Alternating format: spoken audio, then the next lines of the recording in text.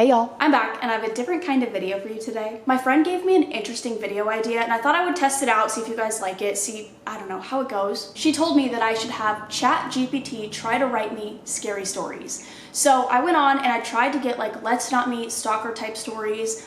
I've never used this before. I'm not like a big fan of the whole AI stuff. It kind of freaks me out if I'm being completely honest. But I thought it would be interesting, so I tried it and I got 3 stories to read to you. I haven't read these yet. I've skimmed them because I was trying to like get it, I don't know, to be better because the first couple were really bad. And that might be user error, I don't know. But we're gonna read them and we're gonna see what happens. The stories don't have titles, so I'm just gonna say this is story number 1. Willow Grove had always been my safe haven until he appeared. It started subtly, with his frequent visits to the bookstore where I worked.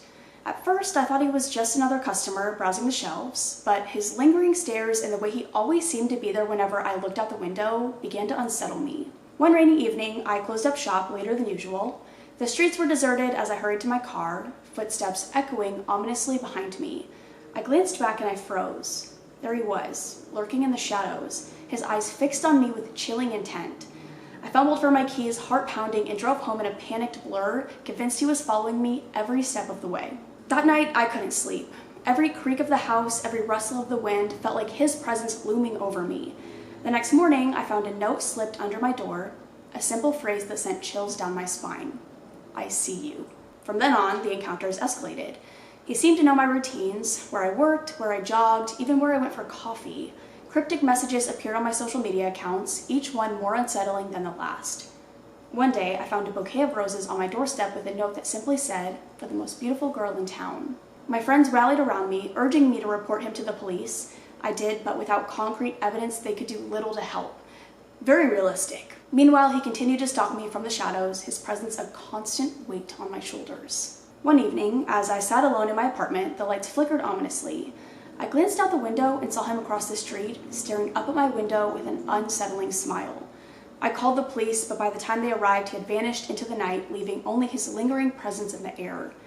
Despite changing my locks and increasing security measures, he always found a way to reach me. Once, I found a chilling message scrawled on my car windshield in the morning dew. Another time, he sent flowers to my workplace with a note that made my blood run cold. The final straw came on one stormy night. I was driving home, rain lashing against the windshield, when a figure stepped out in front of my car. I slammed on the brakes, heart racing, and there he was, standing in the middle of the road, smiling that same twisted smile. My hand shook as I called 911, barely able to speak as I begged for help. Police arrived just in time to scare him away, but they couldn't catch him. They found evidence of his obsession, photographs, sketches, even a journal filled with disturbing fantasies, but he remained elusive. I moved away, hoping to escape the nightmare, but the fear followed me. I changed my name, deleted my social media accounts, but still, I couldn't shake the feeling that he was close, just beyond reach. Now I live in constant fear, always looking over my shoulder, wondering when he'll appear again. The police couldn't stop him, couldn't protect me from his relentless pursuit. He remains a specter in my life, a reminder that nowhere is truly safe. And so I write this not as closure, but as a warning. To anyone who feels eyes on them in the dark, who hears whispers in the shadows, trust your instincts, because sometimes the nightmare doesn't end with the dawn. That's the most insane way to end that story. I'm sorry. So that wasn't terrible, I'm gonna be so honest, but I did skim the other stories and I feel like some of these are like very similar. That might be my own bad because I was like, write me another story with like the same criteria, so maybe it thought I wanted like the same info. That might be my bad. I might be using this horribly. Again, I don't know how to use this shit, but I do feel like that wasn't terrible. I don't know, I feel like I could have totally heard that story on my own Reddit. Also, I wanted to say too, like this is not gonna replace anything. This is literally just like a little test to see if you guys even like this, see if I can maybe get better at ChatGPT, because I will definitely be reading stories from my subreddit way more often than I will ever do this. Just saying. Okay, and story number 2. Living in Harbor Bay felt like a dream until he came back into my life. I first noticed him one rainy afternoon at the coffee shop where I worked. Luke, tall with piercing blue eyes that seemed to see right through me. He had been my boyfriend once, a chapter of my life I thought was closed forever, but as he ordered his coffee with a smile that made my heart skip a beat, I realized he wasn't ready to let go. At first it was innocent, a catch-up over coffee, exchanging pleasantries about our lives since we last saw each other, but then he started showing up everywhere. My yoga class, on my evening walks, even at the park where I like to read. He knew my schedule better than I did, and it terrified me. Messages began to flood my phone, apologies, declarations of love, and unsettling hints that he was watching me. Notes appeared in my mailbox, each one more desperate than the last. I confided in my friends who urged caution, but I couldn't shake the feeling of being trapped in a nightmare. One foggy evening, after a particularly unsettling encounter at the pier, I hurried home, heart racing. I locked the door behind me, but the sense of unease lingered. That night, I heard footsteps outside my apartment, soft and deliberate. I peered through the blinds and saw him standing there, watching my window with an intensity that sent shivers down my spine. I called the police, but by the time they arrived, Luke had disappeared into the mist. They searched the area but found no trace of him except for a single white lily left on my doorstep, a cruel reminder of our past together. Despite changing my locks and moving to a new apartment, he always found a way to reach me.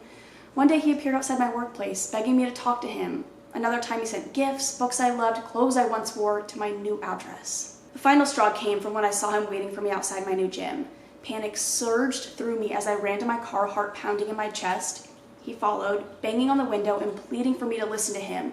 I sped away, tears blurring my vision as I drove straight to the police station. They took my statement and assured they would find him. That night, as I lay awake in my new apartment, I heard sirens wailing in the distance. The police had caught Luke, apprehending him after he attempted to break into my car outside the gym. He was charged with stalking, harassment, and attempted assault. They found evidence of his obsession, letters, photographs, and a detailed journal documenting his every move. The legal process was long and grueling, but knowing he was behind bars brought a sense of relief I hadn't felt in months. I left Harbor Bay soon after, seeking refuge in a new city from the memories that haunted me.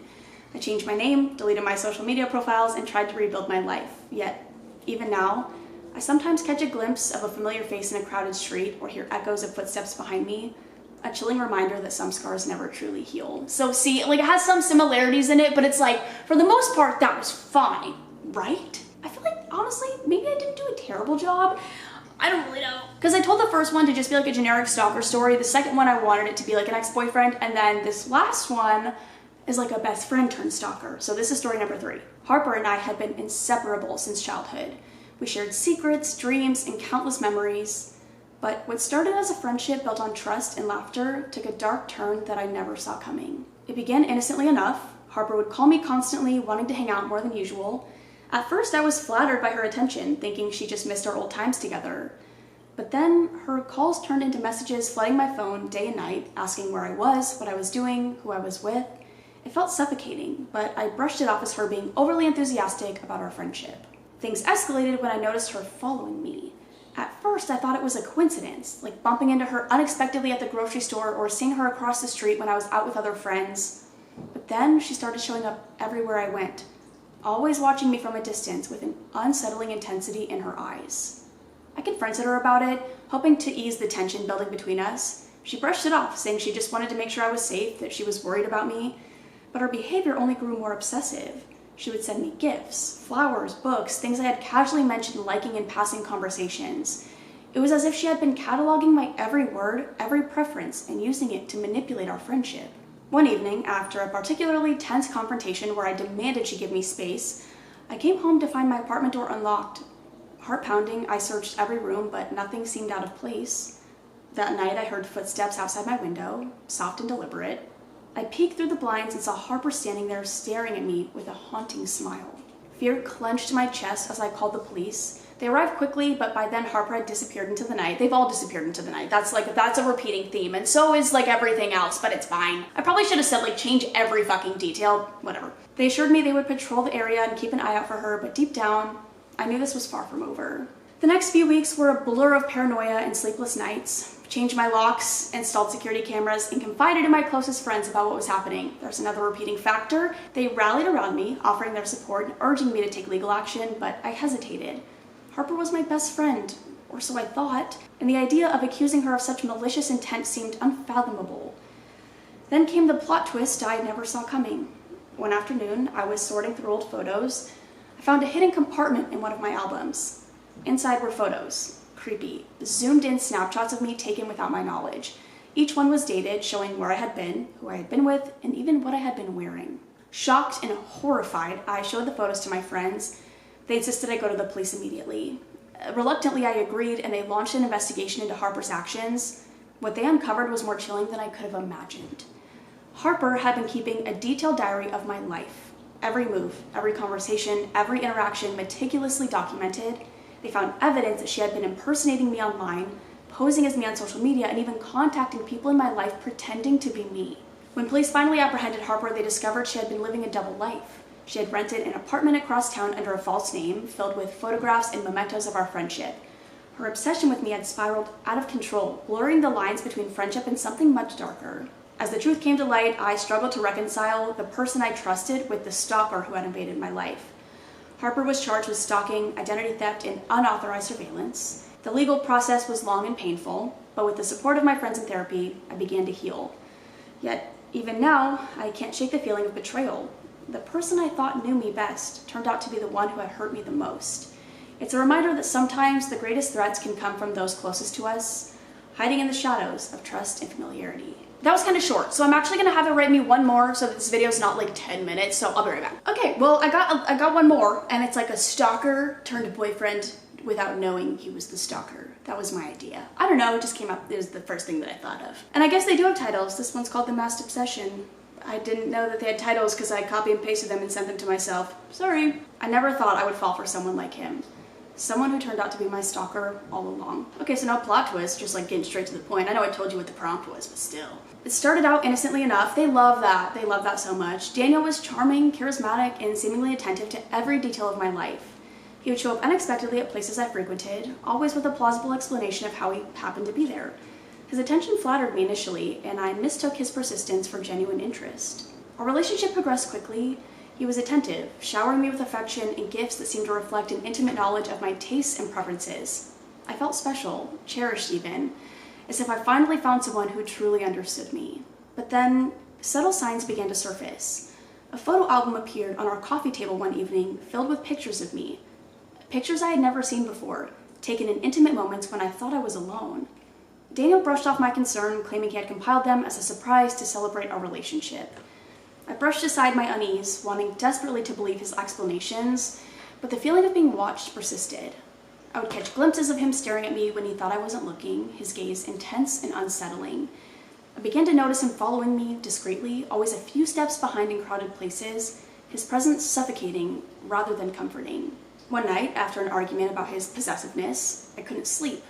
I decided to confront him once and for all, demanding to know the truth about his behavior. At first, he denied everything, insisting he loved me and would never do anything to harm me. But then the mask slipped. In a moment of desperation, or perhaps twisted pride, he confessed. He admitted to watching me for months before we started dating, obsessing over every detail of my life. He had followed me, taken photographs, and even infiltrated my social media accounts to gather information about me. I felt sick to my stomach, betrayed by the person I had let into my life so completely. The man I thought I loved was the same man who had invaded my privacy, who had made me feel unsafe in my own skin. His words echoed in my mind, each revelation tearing down the facade of our relationship. I left that night, packing a few essentials and fleeing to a friend's place. I filed a police report, providing evidence of his stalking and manipulation. The legal process was daunting, but I knew I had to protect myself from his twisted obsession. As the truth emerged during the investigation, I learned the extent of his deception. Daniel had a history of similar behavior with other women, cycling through relationships built on lies and manipulation. He was arrested and charged with stalking, harassment, and unauthorized surveillance. Today, I am rebuilding my life with the support of loved ones in therapy. The scars from Daniel's betrayal run deep, but I am learning to trust again, to differentiate between genuine affection and the masked face of obsession. The experience has taught me valuable lessons about boundaries, self-worth, and the importance of listening to my instincts. I share my story now, not out of fear or shame, but as a warning to others who may find themselves entangled with someone who hides behind a mask of false affection. Low-key, I feel like that's not even like a bad lesson to learn. Like, go off, ChatGPT. Okay, so I didn't hate that. I didn't hate it. What I did hate was that there were a lot of like repeating details in every story, but again, that might totally be on me. I should probably just like start over or say like no repeating details. I should probably say that next time. I didn't hate it though, and honestly, there were some points I was reading it where I like genuinely thought it was like something that you guys had sent me, because these are like, I mean, they're not far off from what you guys do send me. If you hated this, let me know. I'll never do it again. This was just a little idea that my friend had because I told her I wanted to film a video today and that I was looking for stories, and she was like, honestly, you should try having ChatGPT write you stories. Like, I feel like it would be interesting. So that was just where it came from. It was like a very like random, spur of the moment idea, and decided to do it within 30 minutes. So I hope that it was okay. But if you guys have any creepy stories, like real stories that you want to share with me or the community, I will have my subreddit link down below. I read Let's Not Meet stories, paranormal stories, and like anything like that, stalker, creepy, whatever the hell it may be. Anything scary, I will read it, just put it on the subreddit. I go through the subreddit weekly to pick out stories, so if you have anything you want to share, feel free. That's all I have for now. I hope you guys enjoyed. I'm gonna go. I love you so much. I will see you in the next one. Bye. I feel bad not rambling in my videos because honestly, I was like trying to like compile a bunch of stuff to just make one big rambly video, but I genuinely don't feel like I have any like good stories to tell you guys. And so I feel like it's almost been pointless for me to do that. And like I feel bad because I like rambling in my videos because I feel like it gives you a sense of like me, I don't know. And I know you guys sometimes like just hearing me talk about nothing because a lot of you have been on my channel for a long time and like know me and want to just like hear about the stupid little things in my life, whatever. And so that's why I was trying to do like a big rambly video to like, to just to give you guys that. But I don't know, I feel like I don't have that much going on. Like, I'm doing like the same shit like every day, every weekend. Like, I have a boyfriend now. It's not like I have these like crazy boy stories to tell you. Like, I'm very happy. I'm doing really, really, really well. Like, nothing's really changed that like I really need to like talk to you about. I guess like one thing I could talk to you about, like all my ADHD people, if you like could maybe help me out with this. So I've been on like ADHD medication for a couple months now. I started out with Vyvanse. I'm on Adderall now, instant release. And I just feel like I don't really know what's helping and what's not. I'm like so exhausted all the time. Like my natural state is just sleeping. Like I'm just so tired all the time. And like the Adderall does help, it wakes me up, but I just feel like I shouldn't feel like this. Like I don't know what it is. I'm gonna talk to my psychiatrist again because it's like if I forget to take my Adderall, I'm done. Like I'm sleeping all day, like I'm done for. And like yesterday I took it and then like took a nap and dude, I've never woken up feeling shittier in my life. And my friend was like, well, you probably shouldn't have taken it before you went to sleep. It probably threw your body off. But I was like so tired. I thought like maybe if I close my eyes for a little bit, my Adderall will kick in and I'll feel fine when I wake up. But that's like not the case. And then like this morning, like I slept 12 hours last night because I take 2 30s a day. And I only took one yesterday because I just took it later in the day and I was like, I'm not gonna need like another one. I'm not gonna be up late. Like I'm tired from the weekend. It's Monday when I'm filming this. So anyways, so that was yesterday, Sunday. I took 1 instead of 2. And I'm just like a zombie, like when it like wears off and it sucks. It's like honestly miserable. It's pretty debilitating. Like I know that's like dramatic, but I wish I could describe to you like how insane the exhaustion is. And so I don't know, I'm gonna talk to my psychiatrist. Like there have been days like yesterday I didn't take one of mine, so like now I have like another. And there have been days where I take like 2 30s and like a 15 and I feel pretty good. On the weekdays when I just take 2 30s, I'm done. I'm out by like 8 p.m. And then on the weekends when I want to go out with my friends and do stuff and have fun, whatever, past 8 p.m., I literally like need to take one because I can't last. I'm so tired and I'm miserable. I can barely keep my eyes open. So I'm like, I don't know. I don't really know what to do. I'm gonna talk to my psychiatrist. Obviously, I know he can probably give you more info than you guys can, but I don't know if like any of you had these like this issue, like suffer with this, like and what you do. Like I don't fucking know, but it sucks. And I'm like trying, like I hate changing meds so often and like whatever, but I'm like trying so hard to remain positive that like once I find the ones that work for me, like I'll be good. Sorry, I'm taking my socks off. And this car is going by. I just don't know why I told you I was taking my socks off. You didn't need to know that. My feet are just sweaty. But I just feel like I want it to all be good again because for a long time I was good until I don't know, the exhaustion has always been an issue, but like I feel like the meds I was on before I started like the Vyvanse or anything kept it like slightly manageable. I never really had motivation. That's why I missed so many uploads. Never really had motivation, never really had like bursts of energy or anything like that, and the Adderall definitely helps me with that. Like I'm fine with working. Like honestly, it makes like working so easy. It makes like even doing laundry, simple tasks, like not the most stressful thing in the world, which I love, but it's just the exhaustion is like getting to me because I feel like on my old meds it like managed that like really well and now it's not. Like I don't know, but I guess that's just something I need to tell him because maybe there's something else I could like be put on. I don't know. I hate also having to rely on medication for like living. like surviving, because it sucks that like some people just like live like this normally. Like how? I don't know, I'm just like venting at this point. But yeah, that's the only little update I guess I have. Everything else in my life is like going great. Like I'm like super happy. Like I feel like I have like the best friends here. Like 2 of my best friends just moved to Arizona. I'm like dating one of my best friends. Like it's so much fun, and I'm like having such a great time with all of it. But it's like, I'm tired. I don't know. I can't really complain about much other than the being tired, because honestly it is debilitating sometimes. Like it really is. But everything else is going fantastic, and I am gonna have a little surprise video soon. I have to burp. And I hope you guys will be like excited about that. But I think I'm gonna shut the fuck up now because I've been rambling for a while. But I really do love you guys. Thanks for listening to me talk about nothing. Again, if I do ever like get more stuff to talk about, maybe I will make a long rambly video, but for now I think I'm just gonna stick to my rambles at the ends of my videos, so you have like a little bit of it each time. I don't know, but I love you so much. See ya.